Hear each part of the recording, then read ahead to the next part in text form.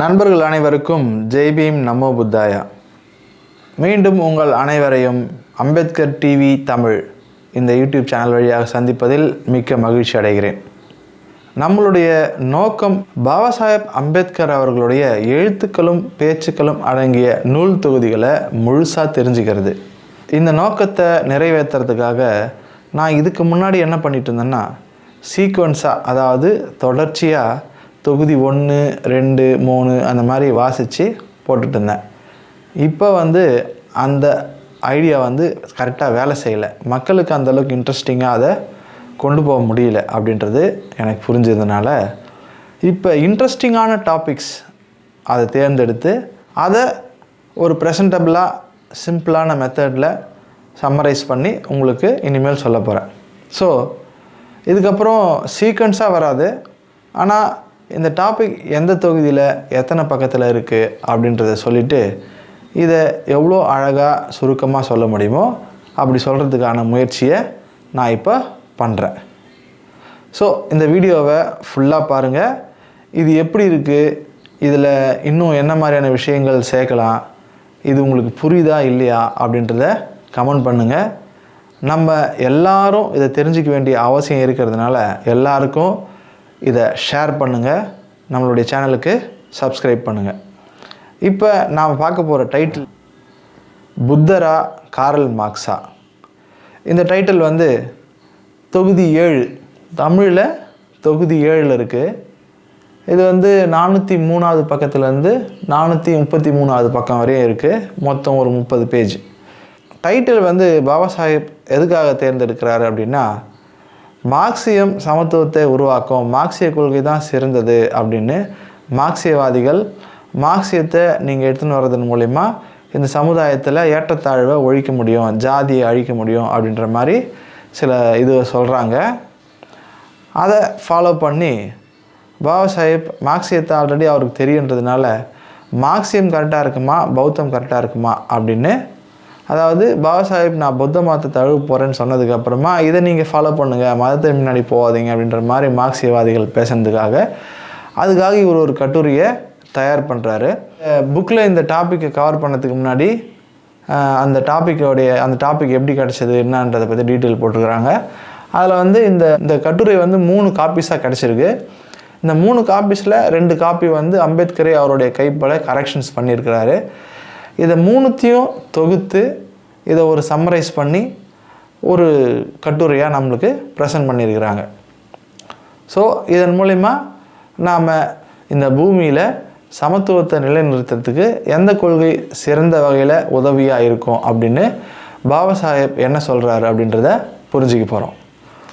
பாபா சாஹேப் முதல்ல இந்த டைட்டிலை எடுத்ததே ஒரு காமெடியான விஷயம், இது ஒரு ஏற்றுக்கொள்ள முடியாத ஒரு டைட்டிலாக எல்லாரும் நினைப்பாங்க அப்படின்னு தெளிவுபடுத்துகிறார். ஏன்னா புத்தர் கிமு 563 பிறந்தவர், காரல் மார்க்ஸ் கிபி 1818 பிறந்தவர்.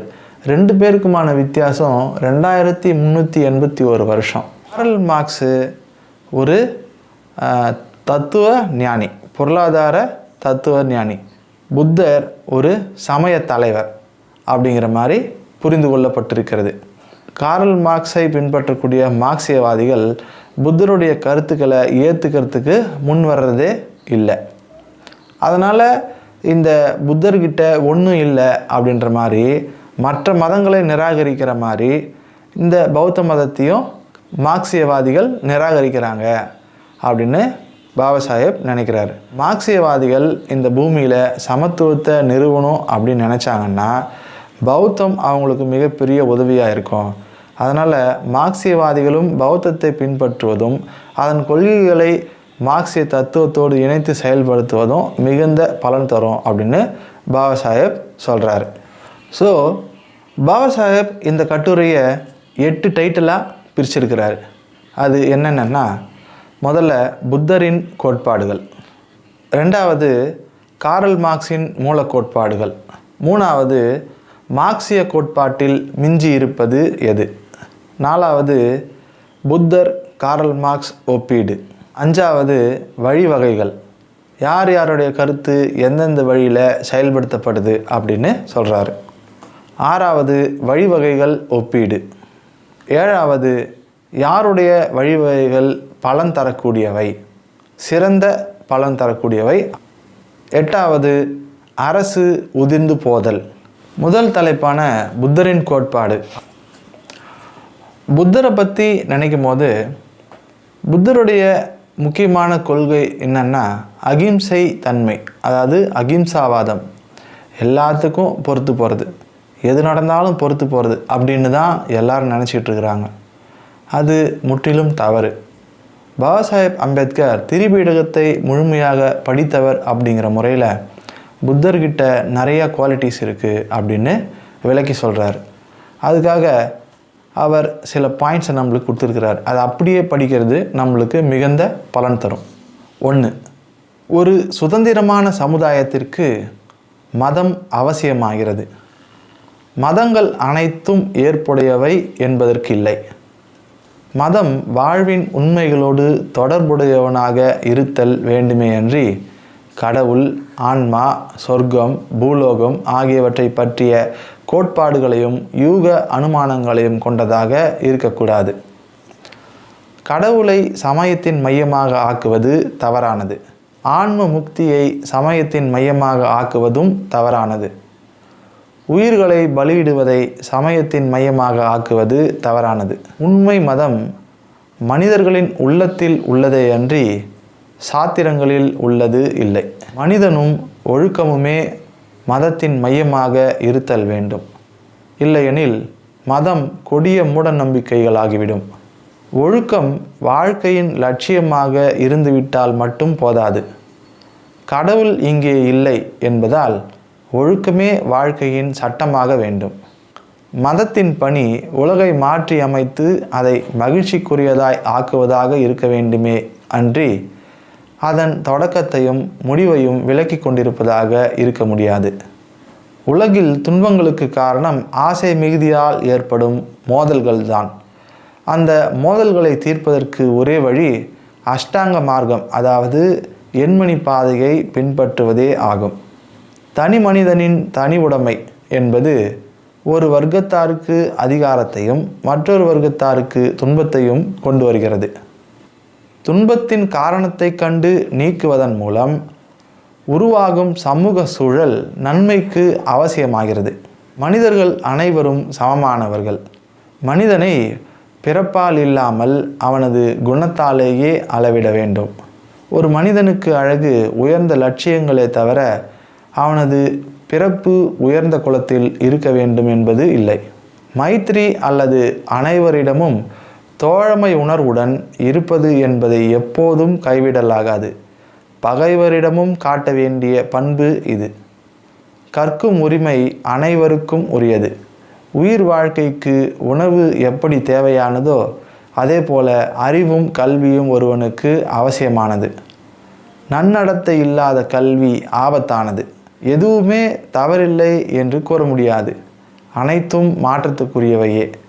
அனைத்தும் விசாரணைக்கும் பரிசோதனைக்கும் உரியவையே. எதுவும் இறுதியானது கிடையாது. அனைத்தும் காரண காரிய விதிகளுக்கு உட்பட்டவையே. எதுவும் நிலையானதோ சனாதனமானதோ இல்லை. அனைத்தும் மாற்றத்திற்கு உட்பட்டவையே. உள்ளவை அனைத்தும் உருவானவையே. உண்மைக்காகவும் நீதிக்காகவும் நடைபெறும் போர்களை தவிர பிற போர்கள் யாவும் தவறானவை. வெற்றி பெற்றோர் வெல்லப்பட்டோருக்கு ஆற்ற வேண்டிய கடமைகள் உள்ளன. புத்தருடைய போதனைகள் அப்படின்னு ஒரு 25 போதனைகளை பாபா சாஹேப் நமக்கு சொல்கிறாரு.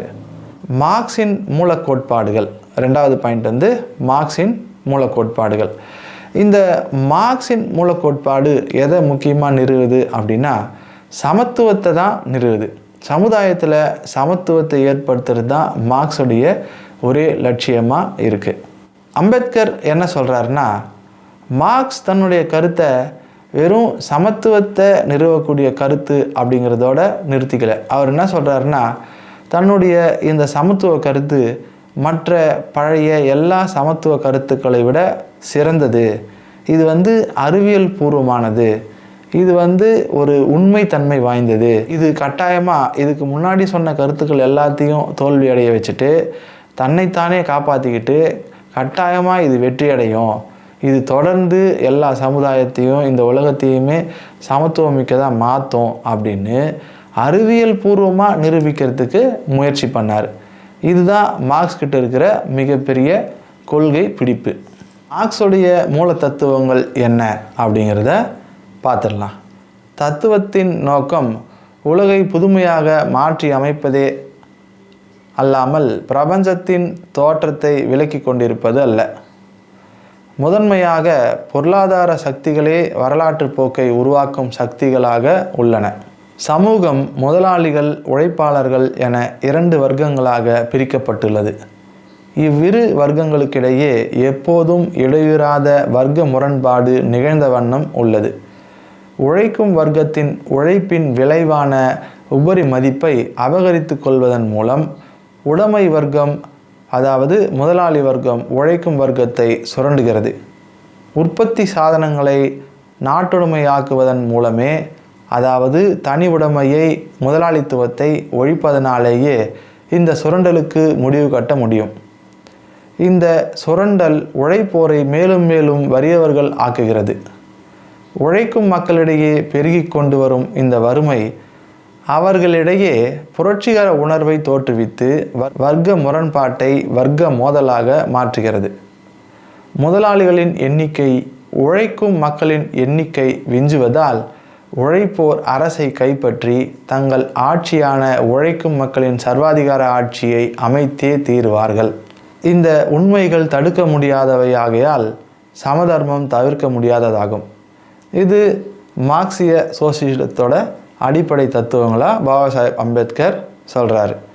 அடுத்ததாக மார்க்சிய கோட்பாட்டில் மிஞ்சி இருப்பது எது? மார்க்சிய கோட்பாடு என்னால் தான் சிறப்பானதாக இருந்தாலும் மார்க்சிய கோட்பாட்டை உருவாக்கி 71 ஆண்டுகளுக்கு பிறகு தான் அது முதல்ல ரஷ்யா அப்படிங்கிற ஒரு நாட்டில் நடைமுறைக்கு கொண்டு வரப்பட்டது. அங்கேயும் கூட அது உடனடியாக நடந்தில்லை. அதுக்கு மிகப்பெரிய வன்முறையும் அடக்குமுறையும் ரத்தம் சிந்தலும் உயிரிழப்புகளும் கொலைகளும் நடத்தப்பட்டுச்சு. அதுக்கு மேலே தான் இந்த சோசியலிசம் அப்படிங்கிற ஒரு தத்துவம் நிரூபிக்கப்பட்டு அங்கு ஆட்சி அமைக்கப்பட்டது. ஆக இது சாதாரணமாக நடந்தில்லை, இது தானாகவே சமுதாயத்தை மாற்றிடல, இதுக்கு மிகப்பெரிய இழப்புகளும் ஏற்பட்டிருக்கு அப்படின்னு பாபா சாஹேப் சொல்கிறாரு. சரி, இப்போ இந்த தத்துவத்தில் மிஞ்சி இருக்கிறது எது? தத்துவ ஞானத்தின் பணி உலகை மறுமுறை சீரமைத்து கட்டுவதே ஆகும். உலகின் தோற்றத்தை விளக்குவதில் காலத்தை வீணாக்குவது அல்ல. ஒரு வர்க்கத்துக்கும் இன்னொரு வர்க்கத்துக்கும் இடையே நலன்களில் முரண்பாடு உள்ளது. உடைமைகள் தனிநபர்களுக்கு சொந்தமாக இருந்தால் ஒரு வர்க்கத்துக்கு அதிகாரமும் மற்றொரு வர்க்கத்துக்கு அது சுரண்டப்படுவதன் மூலம் துன்பமும் ஏற்படுகிறது. சமூகத்தின் நன்மைக்காக தனியார் உடைமையை ஒழிப்பதன் மூலம் துன்பத்தை நீக்குவது அவசியம். மேலே சொன்ன கார்ல் மார்க்ஸின் அடிப்படை தத்துவங்களில் இப்போ மிஞ்சி இருக்கிறது இந்த 4 தத்துவங்கள் தான். மீதி எல்லாமே வரலாற்றில் செயலிழந்து போயிடுச்சு, எல்லாரும் இதெல்லாம் வேலைக்கு ஆகாது அப்படின்னு சொல்லிட்டு நிரூபிச்சிட்டாங்க அப்படின்னு பாபா சாஹேப் சொல்கிறாரு. அடுத்ததாக நம்ம பார்க்க போகிறது புத்தர் கார்ல் மார்க்ஸ் ஒப்பீடு. கார்ல் மார்க்ஸ் கிட்ட மீதி இருக்கிற இந்த 4 தத்துவங்களோடு புத்தர் எந்த அளவுக்கு ஒத்து போகிறாரு அப்படிங்கிறதுக்கு சில விளக்கங்களை பாபா சாஹேப் நம்மளுக்கு தராரு. முதல் கொள்கையான ஒரு மதம் இந்த பூமி எப்படி இருக்க வேண்டும் அப்படிங்கிறத வழி நடத்தணுமே தவிர இது எப்படி உருவாச்சு, இது எங்கேருந்து உருவாச்சு அப்படிங்கிறத பற்றி பேசக்கூடாது அப்படின்னு சொல்கிறோம். இந்த விஷயத்துக்கு பகவான் புத்தர் ஒரு இடத்துல போத்தபாதா அப்படிங்கிற ஒரு பிராமணர் கேட்ட கேள்விக்கு கொடுக்குற விடையின் மூலயமா இதை நிரூபிக்கிறாரு அப்படின்னு பாபா சாஹேப் சொல்கிறாரு. இந்த போத்தபாதா என்ன கேள்வி கேட்குறாரு அப்படின்னா, உலகம் நிரந்தரமானது ஆமாவா? அப்புறம் உலகம் ஒரு அளவுக்கு உட்பட்டதா, இல்லை ரொம்ப அளவே இல்லாத அளவுக்கு பெருசா? அப்புறம் ஆன்மாவும் உடலும் ஒன்றா, இல்லை ஆன்மா தனியா இல்லை உடல் தனியா அப்படின்னு கேட்குறாரு. அப்புறம் உண்மையை அறிந்த ஒருவன் இந்த மரணத்துக்கு அப்புறமா வாழ்வானா? அப்போது மரணத்துக்கு அப்புறம் அவன் வாழ்றதா இருந்தால் அவன் எங்கே வாழ்வான்? பூமியில் வாழ்வானா இல்லை சொர்க்கங்கிற இடத்துல போய் வாழ்வானா? இந்த மாதிரியான விஷயங்களை அவர் கேட்குறாரு. அதுக்கு புத்தர் அவருக்கு சொன்ன பதில் என்னன்னா, இதுக்கு நான் விடை சொல்ல விரும்பலை. ஏன்னா இது தம்மத்தை வளர்க்குறதுக்கோ இல்லை இந்த சமுதாயத்தில் ஒரு புரிதலை ஏற்படுத்துறதுக்கோ இல்லை தெளிவை ஏற்படுத்துறதுக்கோ தேவையான கேள்வி இது இல்லை. இதனால் இதை நான் விளக்கிட்டு இருக்கிறதுனால எந்த பிரயோஜனமும் இல்லை அப்படின்னு சொல்கிறாரு. இரண்டாவது தத்துவமான ஒரு வர்க்கத்துக்கும் இன்னொரு வர்க்கத்துக்கும் இடையே முரண்பாடுகள் உள்ளன அப்படின்னு சொல்லப்படுது. இந்த முரண்பாடுகளை பற்றி புத்தர் என்ன சொல்கிறாரு? புத்தரும் கோசலத்தின் பசநேதி மன்னருக்கும் இடையே நடந்த உரையாடலை கீழே மேற்கோள் தருகிறேன். கோசல மன்னர் என்ன கேட்குறாருன்னா, மன்னர்களுக்கிடையிலும் பிரபுகளுக்கிடையிலும் பிராமணர்களுக்கிடையிலும் இல்வாழ்வார்களுக்கிடையிலும் தாய்க்கும் மகனுக்கும் இடையிலும் மகனுக்கும் தந்தைக்கும் இடையிலும் சகோதரனுக்கும் சகோதரிக்கும் இடையிலும் தோழனுக்கும் தோழனுக்கும் இடையேயும் எப்போதுமே போராட்டம் இருக்கிறது. இவை பசநேதியின் சொற்கள் என்றாலும் இவை சமூகத்தின் உண்மையான சித்திரத்தை தருகின்றன என்பதை புத்தர் மறுக்கவில்லை. வர்க்க முரண்பாடு இருக்குது அப்படின்னு இந்த இதுவின் மூலயமா புத்தர் ஒத்துக்கிறார். இந்த வர்க்க முரண்பாடை தீர்க்கணும் அப்படின்னா எண்வழி மார்க்கத்தை எல்லாரும் ஃபாலோ பண்ணணும். அதை நீங்கள் கரெக்டாக ஃபாலோ பண்ணிங்கன்னா இந்த வர்க்க முரண்பாடுகளை தடுக்கலாம். அதன் மூலயமா துக்கத்திலிருந்து விடுபடலாம் அப்படின்னு புத்தர் சொல்கிறதா பாபா சாஹிப் நம்மளுக்கு சொல்கிறார். மூணாவதாக, சொத்துக்கள் எல்லாமே தனி உடைமையாக, அதாவது முதலாளி உடைமையாக இருக்கிறதுனால வர்க்க முரண்பாடு மிக அதிவில் ஏற்பட்டு அதனால் மிகப்பெரிய துன்பம் ஏற்படுது அப்படின்னு மூணாவது தத்துவம் சொல்லுது. இதை தீர்க்கறதுக்கு புத்தர் அந்த போத்த பாதாவுக்கு சொன்ன அதே விடையை மறுபடியும் இங்கே வேறு மாதிரி சொல்கிறாரு. துன்பத்திற்கு காரணம் என்ன அப்படிங்கிறத நான் சொல்லியிருக்கிறேன். துன்பத்திற்கு நிவாரணம் என்ன அப்படின்னும் நான் சொல்லியிருக்கிறேன். நிவாரணத்தை அடைவதற்கான வழி என்ன அப்படின்னும் நான் சொல்லியிருக்கிறேன். அதுதான் என் மார்க்கம் அப்படின்னும் சொல்கிறார். நாலாவது பாயிண்டான பொது உடைமை ஆக்கணும், எல்லா பொருளையுமே நாட்டுடைமை ஆக்கணும், அப்போ தான் இங்கே வர்க்க பேதமே இருக்காது அப்படின்ற ஒரு கருத்தை கார்ல் மார்க்ஸ் வைக்கிறாரு. அதுக்கு புத்த பிரான் எந்த வழியை ஃபாலோ பண்ணுறாரு, அது எப்படி நிறுவனம் அப்படின்னு சொல்கிறாரு அப்படிங்கிறத பற்றி இங்கே நாம் இப்போ பார்ப்போம். இந்த தனிநபர் சொத்துரிமையை பற்றி ஆனந்தா, அதாவது புத்தருடைய சீடர் ஆனந்தா அவர்கிட்ட ஒரு கேள்வி கேட்குறாரு. ஒரு ஆள் என்னென்ன பொருளை வச்சுக்கிட்டா கரெக்டாக இருக்கும், இதுக்கு மேலே வச்சுக்கிட்டா என்ன பிரச்சனை வரும், அது எப்படி தடுக்கிறது அப்படின்னு சொல்லிட்டு ஆனந்தா ஒரு இடத்துல புத்தர்கிட்ட கேட்குறாரு. அதுக்கு புத்தர் இந்த விளக்கத்தை தராரு. அதாவது உடைமை வைத்திருக்கிறதுனால அவருக்கு அந்த உடைமையை பாதுகாக்கணும் அப்படின்ற பற்று வரும். அந்த உடைமையை பாதுகாக்கிறதன் மூலிமா அந்த உடைமையை பாதுகாக்கிறதுக்கு தேவையான வேறு விதமான இதுகளை உருவாக்குறதுக்கான பேராசைகள் ஏற்படும். உடைமை இல்லை அப்படிங்கிற மனநிலைக்கு வந்துட்டோன்னா அதை காப்பாற்ற வேண்டிய அவசியம் நம்மளுக்கு இருக்காது. அப்போ அது கூடவே அந்த விடாப்பிடி தன்மை இருக்காது. அந்த விடாப்பிடி தன்மை இல்லைன்னா போச்சுன்னா அப்புறம் இதே மாதிரி நம்ம உடைமையை சேர்க்கணும் அப்படிங்கிற பேராசை இல்லாமல் போயிடும். இதன் மூலிமா உடைமையை ஒரு கட்டுக்கோப்பான அளவுக்கு வைத்து கொள்ள வேண்டிய நிலை ஏற்படும் அப்படின்னு புத்தர் சொல்கிறார். அதுக்காக அவர் தன்னுடைய பிக்கு சங்கத்துக்கு ஒரு வரையறையை கொடுத்துருக்கிறார். அந்த வரையறை என்னென்னா, ஒவ்வொரு பிக்குவும் 8 பொருட்களை மட்டும்தான் வச்சுக்கணும் அப்படின்னு கட்டளையிடுறார். அந்த 8 பொருட்கள் என்னென்னா 1 2 3 அந்த அவங்க போட்டுக்கிற அந்த ஆடை, அதுக்கப்புறமா ஒரு இடுப்பில் கட்டுவதற்கான ஒரு பந்தனம், அதாவது அந்த இடுப்பில் ஒரு டைட்டாக ஒரு கயிறு மாதிரி கட்டுவாங்க, அந்த கயிறு, ஒரு பிச்சை பாத்திரம், ஒரு சவரக்கத்தி, ஒரு ஊசி, ஒரு தண்ணீர் வடிகட்டி. இந்த 8 மட்டும்தான் ஒரு பிக்கு தன்னுடைய பொருளாக உடைமையாக வச்சுக்கணும். வேறு எதையும் வச்சுக்கக்கூடாது. ஒரு பிக்கு தானமாகவோ பரிசாகவோ யாருக்கிட்டேயும் முதல்ல பரிசே வாங்கக்கூடாது. தானமாக வாங்கினா கூட தங்கத்தையோ வெள்ளியையோ யாருக்கிட்டேயும் தானமாக வாங்கக்கூடாது அப்படின்னு அவங்களுக்கு அறிவுறுத்துறாரு. ஏன் அப்படின்னா, அந்த தங்கத்தையும் வெள்ளியையும் பயன்படுத்தி அவங்களுக்கு தேவையான பொருட்களை வாங்கக்கூடிய சக்தி பெற்றவர்களாக மாறிடுறாங்க. அப்படி ஒரு சூழ்நிலை இருந்துச்சுன்னா அது அவங்களுக்கு பேராசையை தூண்டிடும். வாங்கக்கூடிய சக்தி அப்படின்றதே இருக்கக்கூடாது அப்படின்னு சொல்கிறாரு. இது கார்ல் மார்க்ஸ் சொன்ன வழிகளை விட மிகவும் ஸ்ட்ராங்காக இருக்குது, செல்ஃப் மோட்டிவேட்டடாக இருக்குது அப்படின்னு சொல்கிறாரு. 5வது வழிவகைகள். இப்போ புத்தரும் கார்ல் மார்க்ஸும் அவர்கள் சொன்ன தத்துவத்தை இந்த உலகம் அடைவதற்கு அவர்கள் எந்த மாதிரியான வழிகளை ஃபாலோ பண்ணுறாங்க அப்படிங்கிறத இப்போ நாம் பார்க்க போகிறோம். புத்தர் தன்னுடைய தத்துவங்களை, அதாவது இந்த பூமியில் அமைதியும் சமத்துவமும் சகோதரத்துவமும் நிலவுவதற்கு ஒரு வழிவகையை சொல்கிறார். இந்த வழியில் நீங்கள் அதை ஃபாலோ பண்ணிங்கன்னா அந்த நிலையை அடையலாம் அப்படின்னு சொல்கிறார். அது என்னென்ன நிலை அப்படின்னா, முதல் பகுதி பஞ்சசீலத்தை ஃபாலோ பண்ணுறது. முதல்ல அவர் ஞானம் அடைஞ்சிட்டு அந்த ஞானத்துடைய விளைவாக அவர் மக்களுக்கு சொல்லக்கூடிய ஒரு செய்தி என்னென்னா, உலகத்தில் துக்கம் இருக்குது, துன்பம் இருக்குது. இந்த துக்கத்தையும் துன்பத்திற்கும் போக்குறதுக்கான வழியும் இருக்குது. முதல் இந்த துக்கம் 2 வகையான துக்கமாகவும் துன்பமாகவும் இருக்குது. முதல் வகை என்னென்னா, ஒருவன் தனக்குத்தானே செய்து கொள்ளும் தீய செயல்கள், அதன் மூலமா அவனுக்கு துக்கமும் துன்பமும் வந்து சேரும். அந்த தனக்குத்தானே செய்து கொள்ளும் தீமையிலிருந்து ஒருவன் விடுபடணும்னா பஞ்சசீலத்தை அவன் ஃபாலோ பண்ணணும். இந்த பஞ்சசீலம் அப்படிங்கிறது என்ன? எந்த உயிரையும் அழிப்பதையும் அழிவுக்கு காரணமாக இருப்பதையும் தவிர்த்தல். 2வது களவு செய்யாமல் தவிர்த்தல், அதாவது ஏமாற்றலின் மூலமோ வன்முறையின் மூலமோ பிறர் பொருளை தனதாக்கிக் கொள்வதையும் தன்னிடம் வைத்து கொள்வதையும் தவிர்த்தல். 3வது பொய் உரையாமல் தவிர்த்தல். 3வது பொய் பேசாமல் தவிர்த்தல். 4வது தவறான காமத்தை தவிர்த்தல். 5வது மதுவை தவிர்த்தல்.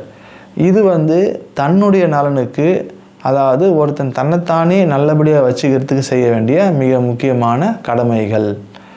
அடுத்ததாக ஒரு மனுஷன் இன்னொரு மனுஷனுக்கு செய்யக்கூடிய அநியாயங்கள். இதை செய்யாமல் இருக்கணும்னா எண்வகை பாதை அப்படிங்கிற அம்சத்தை அவங்க ஃபாலோ பண்ணணும், ரூல்ஸை ஃபாலோ பண்ணணும்னு சொல்கிறாரு. அது என்னென்னது? நல்ல கருத்துக்கள், அதாவது மூட நம்பிக்கைகளிடமிருந்து விடுதலை, நல்ல நோக்கங்கள், அறிவும் ஆர்வம் உள்ள மனிதனுக்கு தகுந்தவையான உயர்ந்த நோக்கங்கள், நல்ல பேச்சு, அதாவது அன்பும் தெளிவும் உண்மையுடையதுமான நல்ல பேச்சு. 4வது நல்ல நடத்தை, அதாவது அமைதியான நேர்மையான தூய்மையான நடத்தை. 5வது நல்ல வாழ்க்கை வழி, அதாவது எந்த உயிருக்கும் தீங்கு ஏற்படுத்தாதது. 6வது நல்ல முயற்சி, அதாவது மற்ற 7 அம்சங்களிலும் தொடர்ந்து முயற்சி செய்து கொண்டிருப்பது, அந்த 7 அம்சத்தையும் ஃபாலோ பண்ணுறதுக்கு. 7வது நல்ல மன உணர்வு, அதாவது விழிப்பாகவும் செயல் துடிப்புடனும் இருத்தல். 8வது நல்ல சிந்தனை, அதாவது வாழ்க்கையின் ஆழ்ந்த மர்மங்கள் பற்றி தீவிரமாக சிந்தித்தல். இந்த உன்னத எண்வகை பாதையின் மூலமா நாம் இன்னொருத்தருக்கு தீங்கு விளைவிக்காமல் நமக்கும் நல்லபடியாக ஒரு வாழ்க்கையை வாழ முடியும். ஒருத்தர் இந்த எண்மணி பாதையோடு நின்றுவிட முடியாது. அதுக்கு பிறகு நிப்பானம் அப்படிங்கிற ஒரு நிலை இருக்குது. இந்த நிலையில் அவங்க ஒரு 10 விதமான செயல்பாடுகளில் ஈடுபடணும். அப்படி ஈடுபட்டால் தான் அவர்களுடைய வாழ்க்கை முழுமைக்குமான இந்த நிம்மதி, இந்த சமத்துவம், சகோதரத்துவம், சுதந்திரம் அப்படின்ற விஷயம் தொடர முடியும். அதுக்கு அவங்க என்னென்னலாம் பண்ணணும் அப்படிங்கிறத பற்றி இப்போ பார்க்கலாம். நிப்பானம் அப்படிங்கிறது என்னென்னா, அவர்கள் வாழ்க்கையில் ஏற்படக்கூடிய தடைகள், இந்த செயல்களை செய்ய விடாமல் அவங்கள தடுக்கிற ஒரு 10 விஷயம். இதை அவங்க எப்படியாவது தொடர்ந்து கடந்து வந்து கொண்டே இருக்க வேண்டும் அப்படிங்கிறது புத்தருடைய கருத்து. முதலாவது மாயை. ஒரு மனிதன் முற்றிலும் தன்னை பற்றி எண்ணத்திலேயே ஆழ்ந்து தன்னுடைய மனதின் ஆசைகளை திருப்திப்படுத்தும் என்று தான் நினைக்கிற ஒவ்வொரு அற்ப விஷயத்தையும் துரத்தி சென்று கொண்டிருக்கும் வரை அவனுக்கு மேன்மையான பாதை கிடையாது. 2வது சந்தேகம். எல்லா விஷயத்தையும் செய்யலாமா செய்ய வேணாவா அப்படிங்கிற ஒரு சந்தேகத்தோடு இருக்கிறது. 3வது ஃபஸ்ட்டு சொன்ன இந்த 2 விஷயத்தையும் செய்யறதுக்கு சடங்கு சம்பிரதாயங்களை எதிர்பார்த்துக்கிட்டு இருக்கிறது. அதாவது இது செய்யணுன்னா எனக்கு தோணுது, இது நல்லாயிருக்கும், அதனால் நான் செய்கிறேன் அப்படின்னு செய்கிறது கிடையாது. எல்லாத்துக்கும் சாமியார்கிட்ட போயிட்டு டைம் கேட்குறது, இல்லை நல்ல நேரம் பார்க்குறது, இல்லை அவர் சொல்லலைன்னா நாம் செஞ்சிட்டோம்னா அது தப்பாகிடும் அப்படின்றது. எந்த ஒரு செயலை செய்யறதுக்கு முன்னாடி அந்த யாகம் வளர்த்து அதுக்கான இதுவெல்லாம் பண்ணால் தான் நம்மளுக்கு எல்லாம் கரெக்டாக நடக்கும்னு நினைக்கிறது. இதிலேயே அவங்க வந்து குழம்பி எந்த ஒரு செயலையும் சரிவர செய்யாமல் போகிறது, இல்லை காலம் தாழ்த்துறது, தேவையில்லாமல் செய்ய வேண்டியதை செய்யாமல் அதுக்கு வேறு எதையும் செஞ்சு காலத்தையும் எல்லாத்தையும் வீணாக்கிட்டு இருக்கிறது. 4வது உடம்பு சார்ந்தது. இந்த உடம்பை வச்சுக்கிட்டு நாம் சோம்பேறித்தனமாக இருக்கிறது. இல்லை 5வது நம்மளை சுற்றி இருக்கிறவங்கள பார்த்து நாம் தப்பாகவே நினைக்கிறது. இவன் தப்பானவன், இவன் சரியானவன் இல்லை, எப்போவுமே ஒரு சந்தேகத்தோடு இருக்கிறது. இதை தவிர்க்கணும் அப்படின்னு சொல்கிறாரு. 6வது, இப்போ நாம் வாழ்ந்துக்கிட்டு இருக்கிற இந்த உடம்பு நிரந்தரமானது, இதை வச்சு நாம் என்னென்னைக்கும் வாழ முடியும் அப்படின்ற ஒரு மாயையில் வாழ்ந்துக்கிட்டு இருக்கிறது. 8வது கர்வம். 9வது நான் தான் நல்லவன், வேறு யாரும் இங்கே நல்லவன் இல்லை அப்படின்னு நினைக்கிறது. 10வது அறியாமை. இந்த அறியாமை அப்படிங்கிறது என்னென்னா எல்லாத்துக்கும் சந்தேகப்படுறது, இல்லை எதையுமே தெரிஞ்சிக்காமல் இருக்கிறது. அதுக்கு என்ன பண்ணணும் அப்படின்னா நாம் தொடர்ந்து கல்வி கற்கிறதுல ஆர்வத்தோடு இருக்கணும். எந்த ஒரு விஷயத்தையும் தேடி தெரிஞ்சிக்கிறதுல ஆர்வத்தோடு இருக்கணும். ஒரு நல்ல ஆசிரியர் இல்லைன்னா நல்ல முன்னோர்கள் வழியில் அதை ஆராய்ஞ்சு அது சரியாக இருக்குமா தவறாக இருக்குமான்னு சிந்தித்து அதை தெரிஞ்சுக்கிட்டு அதில் ஈடுபடுறதுக்கு துணிச்சலோடு ஈடுபடணும். அது இல்லாமல் எதையுமே கற்றுக்காமல் ஒரு எல்லாம் நடக்கிற மாதிரி நடக்கட்டும் அப்படின்னு இருக்கக்கூடாது. எல்லாத்தையும் தெரிஞ்சுக்கணும், சரியானவற்றை செய்யணும், சரியில்லாதவற்றை தவிர்க்கணும். இந்த மாதிரி எல்லா விஷயத்தையும் இது பண்ணணும். இந்த 10வது அறியாமை. இந்த 3, அதாவது பஞ்சசீலம், எண்மணி பாதை, நிப்பானம், இந்த 3 மட்டும் இல்லாமல் 4வதாக இன்னொரு விஷயமும் இருக்குது, பாரமிதங்கள். இந்த பாரமிதங்கள் அப்படின்றது என்னென்னா 10 ஒழுக்கங்கள். இந்த தினசரி வாழ்க்கையில் நாம் இந்த 10 ஒழுக்கங்களை தினம் கடைபிடிக்கணும் அப்படின்னு புத்தர் சொல்கிறார். அந்த 10 ஒழுக்கங்கள் என்னென்னா பன்னா, சீலம், நிக்காமம், தானம், வீரியம், காந்தி, துச்சம், அதிட்டானம், மெத்தம், உபேக்கை. இந்த பன்னா அப்படின்றது என்னென்னா அறிவு. தொடர்ந்து நாம் என்ன பண்ணோம்னா அறிவை கற்றுக்கிறதுல மும்முரமாக இருக்கணும். சீலம் அப்படின்றது என்னென்னா அறநெறி. நம்மளுடைய எல்லா செயல்களும் சரியானதா, அதாவது தவறு இழைக்காத வகையில் நம்மளால் எவ்வளோக்கு எவ்வளோ சரியாக செய்ய முடியுமோ, எந்த உயிரினத்துக்கோ எந்த இதுக்கோ நாம் தப்பு செய்யாத விதத்தில், தண்டிக்காத விதத்தில், துன்புறுத்தாத வகையில் நம்மளுடைய செயல்கள் அமையணும். அப்புறம் நிக்காமம். இந்த உலகத்தில் கிடைக்கிற அற்ப செயல்களுக்காக, இன்பத்துக்காக ஆசைப்பட்டு தவறுகளை செஞ்சுக்கிட்டு இருக்கக்கூடாது. தானம். தன்னுடைய எந்த பொருளாக இருந்தாலும், உயிராக இருந்தால் கூட அதை வந்து ஒரு சரியான நேர்மையான விஷயத்துக்காக தேவைப்படும் போது கொடுத்து தானம் செய்கிறதுக்கு நாம் தயாராக இருக்கணும் அப்படின்னு சொல்கிறாரு. வீரியம். நல்ல முயற்சி. நம்மளுடைய முயற்சி நல்ல முயற்சியாக இருக்கணும். அந்த முயற்சியை செஞ்சு முடிக்கிறதுல நாம் ஃபுல் வில் பவரோட செயல்படணும். காந்தி. பொறுமை உடைமை. அதாவது சும்மா என்ன பண்ணக்கூடாது, யார் மேலேயும் கோவப்பட்டுக்கிட்டு வெறுப்படைஞ்சிட்டு இருக்கக்கூடாது. எது நடந்தாலும் அதை பொறுமையாக கவனத்தோடு பார்த்து அதுக்கான சரியான முடிவுகளை எடுத்து எந்த ஒரு பிரச்சனையையும் சுமூகமாக தீர்க்கிறதுக்கான வழி என்ன அப்படின்னு பார்க்கணும். அப்புறம் அதிட்டானம். குறிக்கோளை அடைந்தே தீருவது என்கிற லட்சியத்தோடு செயல்படுறது. மெத்தம். எல்லா உயிர்களிடத்திலும் அன்போடு இருக்கிறது. பகைவரே நம்ம எதிரில் வந்தால் கூட அவர்கிட்ட கூட என்ன பண்ணணும், முடிஞ்ச வரைக்கும் பிரச்சனையை தவிர்த்துட்டு சுமூகமாக அன்போடு இருக்கிறதுக்கான வழிவகைகளை நாம் பார்க்கணும். இதுதான் நாம் தினமும் கடைபிடிக்க வேண்டிய 10 விதிகள், பாரமிதங்கள் அப்படின்னு பகவான் புத்தர் நமக்கு சொல்லியிருக்கிறதா பாபா சாஹேப் அம்பேத்கர் அவர்கள் நமக்கு சொல்கிறாரு. புத்தர் தன்னுடைய வழிகளை ஒருத்தன் எந்த விதத்துலேயும் கட்டாயப்படுத்தி செய்யக்கூடாது. எல்லாமே ஒரு மதத்தினுடைய அடிப்படையில் நான் உங்களுக்கு சொல்லியிருக்கிறேன். உலகத்தில் துன்பம் இருக்குது, துக்கம் இருக்குது, அந்த துக்கத்தை கடக்கிறதுக்கான வழியும் இருக்குது. அந்த துக்கத்தை கடக்கிறதுக்கான வழி இந்த பாதை, இந்த 4 நெறிமுறைகள், பஞ்சசீலம், எண்மணி பாதை, நிப்பானம், பாரமிதங்கள். இந்த 4ஐயும் நீங்கள் கரெக்டாக ஃபாலோ பண்ணிங்கன்னா துன்பத்திலிருந்து நீங்கள் விலகிடலாம். அதாவது யாருடைய கட்டாயமும் இல்லாமல், வன்முறையும் இல்லாமல், ஒரு கட்டுப்படுத்தலும் இல்லாமல் உங்களுடைய தன்விருப்பத்தின் மூலயமாவே இதை செஞ்சிட முடியும் அப்படின்றது தான் புத்தருடைய வழிகள்.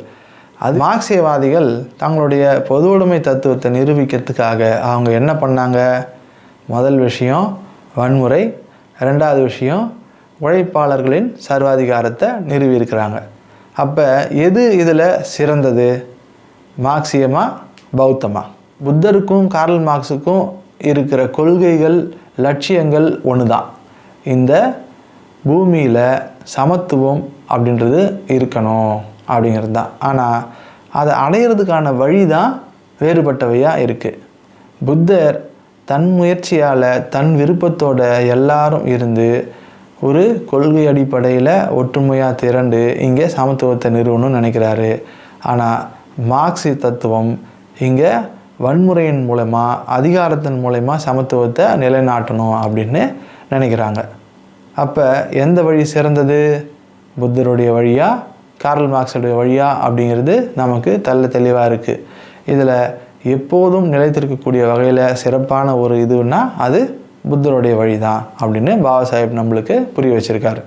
ஆறாவது, வழிவகைகளின் மதிப்பீடு. யாருடைய வழிவகை சிறப்பானது? நீண்ட காலத்துக்கு நீடித்து இருக்கக்கூடிய வழிவகை எது? எதை நாம் பின்பற்றும் போது இது நீண்ட காலத்துக்கு நீடித்திருக்கும், எப்பவும் அமைதியை இந்த பூமியில் நிலவ செய்யும் அப்படிங்கிறத பற்றி நாம் இப்போ பார்க்கணும். மார்க்சியவாதிகள் மற்றும் உலகத்தில் இருக்கக்கூடிய பொதுவான கருத்து அப்படின்னா என்னென்னா, புத்தர் மிகப்பெரிய அகிம்சாவாதி, எல்லா சூழ்நிலையிலும் அவர் அகிம்சையை மட்டும்தான் ஃபாலோ பண்ண சொல்கிறாரு அப்படிங்கிற மாதிரி ஒரு கருத்து இருக்குது. ஆனால் புத்தர் அகிம்சை மட்டுமே பலன் தரும் அப்படின்னு சொல்லலை. தேவையான இடங்களில் பலத்தை பிரயோகிப்பது சரி அப்படின்னு சொல்கிறாரு. அதாவது ஒரு குற்றவாளி தண்டிக்கப்பட வேண்டும், குற்றத்திலிருந்து அவன் தப்பித்து போய்விடக்கூடாது. அதனால் குற்றவாளிக்கு தண்டனை வழங்குவது என்பது நீதியை நிலைநிறுத்துவது தானே தவிர அது வலிமையை, அதாவது வன்முறையை பிரயோகப்படுத்தியதாக ஆகாது. அங்கே அந்த நீதிபதி நீதியை தான் நிலைநாட்டுறாரு, அந்த நீதியை தொடர்ந்து நிலைத்திருக்க செய்வதற்காக அவனை தண்டிக்கிறாரே தவிர அங்கே அவர் வன்முறையில் ஈடுபடலை அப்படின்னு சொல்கிறாரு. ஆனால் இங்கே மார்க்சிய தத்துவத்தை இவங்க நிலைநிறுத்துறதுக்காக இவங்க என்ன பண்ணியிருக்கிறாங்கன்னா அதிகாரத்தை, வன்முறையை பயன்படுத்தியிருக்கிறாங்க. வன்முறைன்னு சொல்கிறது, அதிகாரத்தை அப்படின்னு சொல்கிறதுக்கு பதிலாக வன்முறையை, புரட்சியை அப்படின்ற ஒரு ஆயுதத்தை இவங்க பயன்படுத்தியிருக்கிறாங்க. ஆயுதம் ஏந்தி இவங்க என்ன பண்ணியிருக்கிறாங்க? பல பேரை கொன்று தான் இந்த சமத்துவத்தை நிறுவியிருக்கிறாங்க. இந்த பல பேரை கொன்று ஒரு சர்வாதிகாரத்தை இந்த இடத்துல நிலைக்க வைக்கும்போது அது என்ன ஆகும்னா, அந்த துப்பாக்கி முனையிலேயே அந்த மக்கள் தொடர்ந்து ஆட்சியில் கட்டுப்பட்டு இருக்க வேண்டிய ஒரு சூழ்நிலை ஏற்படும். இந்த அதிகாரத்துடைய பலம் குன்றும் போது அப்போ என்ன ஆகும்? அங்கே அத்துமீறல்கள் நடக்கும். அத்துமீறல்கள் நடக்கக்கூடாதுன்னா இந்த சர்வாதிகாரம் தொடர்ந்து நீடித்திருக்க வேண்டும். அப்படின்னா இதோடைய அடிப்படை கொள்கையே என்ன ஆகி போகுதுன்னா மீறிடுது, அதாவது தவறாயிடு போகுது. இதை நீடித்திருக்க முடியாது. இங்கே ஒரு நாட்டில் இருக்கிறவங்கள எப்போ பாரு நம்ம கவனிச்சுக்கிட்டே இருந்தோம்னா அந்த இடத்துல என்ன நடக்க முடியாது? ஆட்சியே நடக்க முடியாது. தொடர்ந்து அவனுங்களை கவனிக்கிறதையே நாம் ஒரு வேலையாக வச்சுட்ருக்கிறப்ப வேறு எதையுமே நம்மளால் என்ன பண்ண முடியாது, செய்ய முடியாது. அப்போ இங்கே ஒற்றுமையும் அதிகாரமும் அன்பின் மூலயமா பெறப்படணும். ஒருத்தர் நம்ம மேலே வச்சுருக்க நம்பிக்கையின் மூலயமா தான் நமக்கு அந்த அதிகாரமும் அந்த இதுவும் அந்த நாட்டுடைமையும் அந்த நாட்டை ஆளக்கூடிய சக்தியும் கிடைக்கணும். அப்போ ஜனநாயக முறையை, அதாவது பாராளுமன்ற ஜனநாயகத்தை இங்கே பின்பற்றுறது சரியாக இருக்கும் அப்படின்னு பாபா சாஹேப் சொல்கிறாரு. இந்த பாராளுமுறையில் இருக்கிற இதுவுக்கும் அப்புறம் இந்த பொது உடைமைக்கும் பெரிய வித்தியாசம் ஒன்றும் இல்லை. பாராளுமன்றத்துலேயும் மொத்த சொத்துக்களும் அரசுடைமையாக்கப்படுது. அந்த அரசுக்கு தலைமையோ இல்லைன்னா தேர்ந்தெடுக்கப்பட்ட நபர் அதை பாதுகாக்கிறதோ இல்லை மெயின்டைன் பண்ணுறதோ இந்த வேலையை செய்கிறாரு. அதாவது சட்டத்தின் மூலயமா செய்வார்.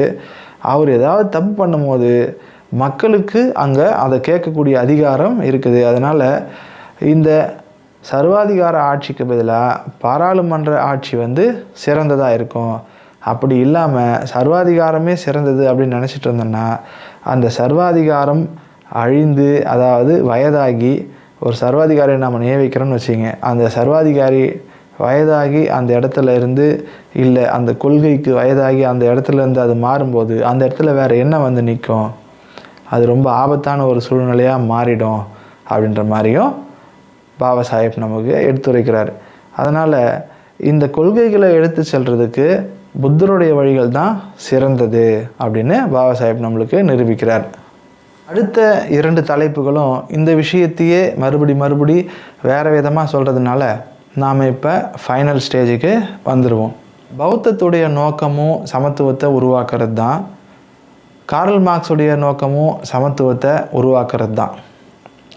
ஆனால் பௌத்தம் பிரெஞ்சு புரட்சியில் சொல்லப்பட்ட வார்த்தைகளான சகோதரத்துவம், சுதந்திரம், சமத்துவம் அப்படின்ற இந்த வார்த்தையின் அடிப்படையை குறிக்கோளாக எடுத்து செயல்படுது. கம்யூனிசம் சமத்துவத்தை ஏற்படுத்துறதுக்காக சுதந்திரத்தையும் சகோதரத்துவத்தையும் அழிக்க முற்படுது. இது காலத்துக்கும் நீடித்திருக்கக்கூடிய ஒரு உகந்த செயல் அல்ல. அதனால் அதிகாரம் சில நாட்களுக்கு தேவைப்படலாம். அதாவது அது ஒரு வன்முறையாக அல்லாமல் சக்தியாக செயல்படுத்தப்பட வேண்டும். எப்படின்னா, ஒருத்தர்கிட்டேருந்து ஒரு உடைமையை பறிச்சுக்கலாமே தவிர அந்த உடைமையை அடைவதற்காக அவரை ஒரேடியாக கொல்றது அப்படிங்கிறது தவறு. அதுதான் கிட்டத்தட்ட ரஷ்யாவில் நடந்த ஒரு விஷயம். அதனால் கொலைகள் இதுக்கு தீர்வாகாது.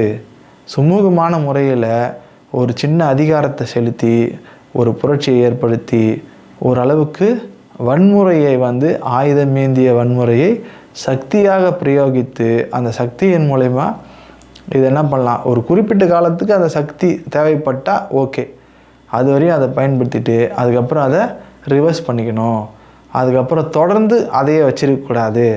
ஒரு சமய அடிப்படையிலான ஒரு மனிதனுடைய மனமாற்றத்துக்கு தேவையான பயிற்சியின் மூலமா ஒவ்வொருத்தரும் தன் விருப்பத்தோடு இருந்து ஒரு சமத்துவத்தையும் ஒரு சகோதரத்துவத்தையும் ஒரு சுதந்திரமான சூழ்நிலையும் உருவாக்கினாதான் இந்த சமத்துவம் அப்படிங்கிறது தொடர்ந்து நிலைத்திருக்க முடியும்.